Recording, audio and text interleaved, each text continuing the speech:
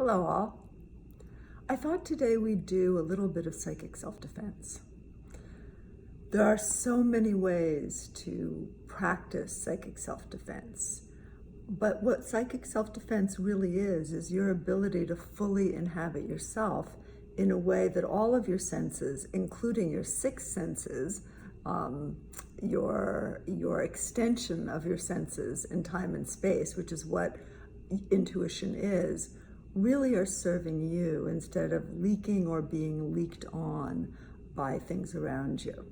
It all sounds very esoteric, but it isn't. Anyone who's been around someone who's depressed or angry knows that that leaks into you. It isn't of you, but it becomes you, and then you begin to give it your own flavor, and often you begin to own it as your own. So let's take a moment to do a little intuitive clean out. Notice the conversations you're having in your head. That's telepathy. Some of it is thought, but a lot of it is telepathy, is remote communication. Notice the ones you don't want to have.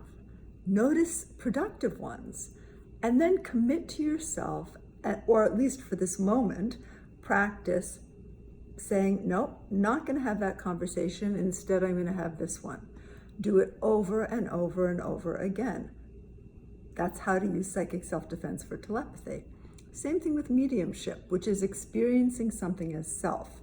Whether you experience a company as self, or spirit as self, or someone else as self. So take a moment and notice who you feel like.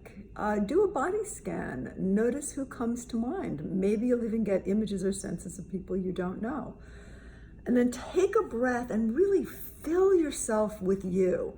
I often tell people to breathe into their feet. Use your breath to inhabit you, and then notice what it feels like when you say out to everyone else, and simply feel like you. I think you may find that you enjoy yourself more than you thought. Same thing with remote viewing and astral projection.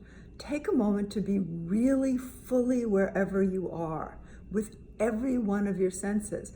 Be here. Don't let your mind wander to another time or another place. Be fully present. Now, those are just three of your intuitive abilities that often wander or get wandered into.